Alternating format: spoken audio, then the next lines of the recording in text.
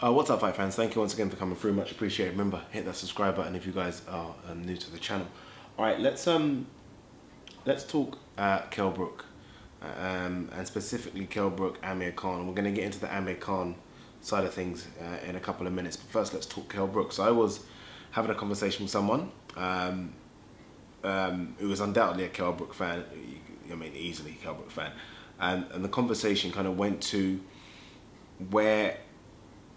So the question that he asked me was, if Kell Brook retired now, how do I judge his career? Is his career a failure? Where is he looked at? Where do the general public look at him? Where do boxing hardcore fans look at him? How will he be judged in years to come when you look at, I don't know, 10, 15 years later and look at Kell Brook? How would you think about him?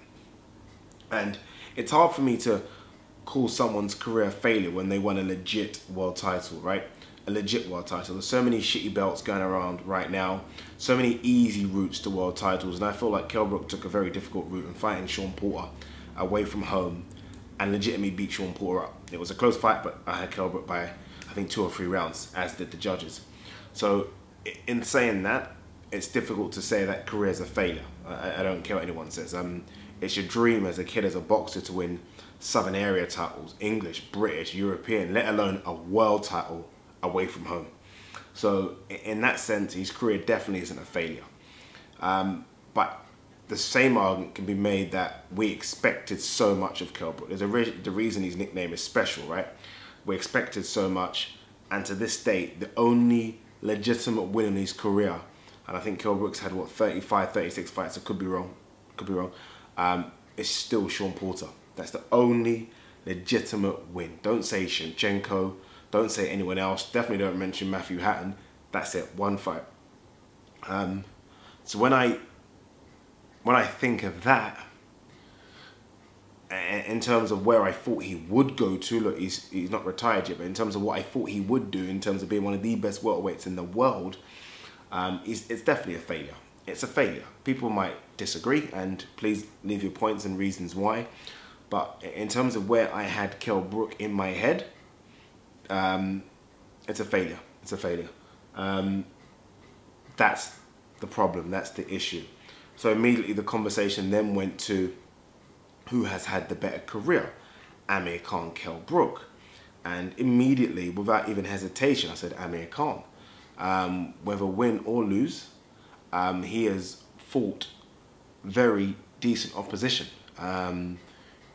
Opposition I would have loved Kell Brook to have on his resume. Just fights like Devin Alexander.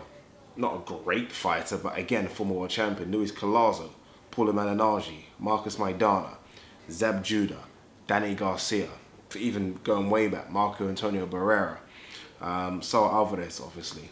There's many more as well. Win or lose, he's been in and around. He's had those fights. Kell Brook's obviously added Spence and GGG onto his ledger, so that's not too bad. But he's had those fights as Amir Khan, so he's been in and around world level opposition for a very, very long time. You know, it's very easy to forget. When Mayweather was going to fight Maidana, this is the first Mayweather-Maidana fight, obviously he put that poll out saying, who do you guys want to see me fight next? Amir Khan topped that poll. Amir Khan topped the poll in terms of who should Mayweather fight next, who legitimately can cause Mayweather a problem. Amir Khan. Some people even suggesting Khan will beat Mayweather because of his hand speed. Absolutely not for me, but people were suggesting it. That fight was that close to being made. That's 2 or 3 years back. That's crazy when you think about it. When you think of how far most people perceived Amir Khan to have dropped since then, it's crazy. So definitely, for me, Amir Khan 100% has the better resume, and I think Eddie Hearn has to take a lot of blame for it. Obviously, Kell Brook got stabbed, and we know he came back from that, and he fought the likes of Frankie Gavin and I can't remember the guy's name now. Well, he fought a few dead weights, and he should have been in against legitimate competition, and then he took a step up against GGG, and we all know the story in terms of what happens next. So the final question you asked me, and it's a question I'm going to put to you guys, is Amir Khan versus Kell Brook still a fight we want to see? Is it still a big fight in the UK? Is it still a blockbuster fight? And unequivocally, And unfortunately, it absolutely is. Absolutely is. Look, it isn't, and I guess you've got to understand what big fight means, right? Big fight for me 3 years ago would have been a case of whoever wins this fight goes on to do very well, and if Mayweather retires, probably dominates or probably looks to think they're the #1 welterweight in the world. That was after Khan beat Alexander and Collazo and Brook beat Porter. Remember, there was no Spence, that Furman was still coming up, Danny Garcia was at 140, so legitimately that person would have probably said I'm the best 147. Obviously the fight doesn't hold that weight anymore. None of these people are going to say they're the best whatever weight they're going to fight at, 147 or 154. But, and this is the but, that fight still generates a lot of interest. Amir Khan fans and Kell Brook fans are completely different. Yes, we might have some boxing fans that are in the middle, but legitimately their fan bases are completely different. So when you get two big fan bases coming together, it's easily a stadium fight. Does it do Wembley? If promoted right, absolutely. Kell Brook, obviously, Amir Khan, sorry, he's obviously come out of I'm a Celebrity, Get Me Out of Here now, so his popularity's been boosted a bit, his profile's been boosted a bit as well. He's had a long layoff. They're both coming back in March. Amir Khan said he'll fight in March. We don't know what weight yet. I think it probably will be 154. And Kell Brook says he's fighting in March as well with 100% 154.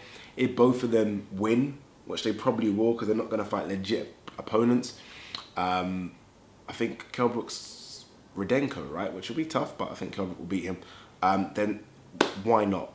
Why not? Let's give the British public, and that's what it's going to be really, a British public fight. It's not going to transcend over to America. I don't think they're going to be that interested in it. But in terms of a British public fight, it still is a huge fight. And look, we're not blessed with huge all-British fights here.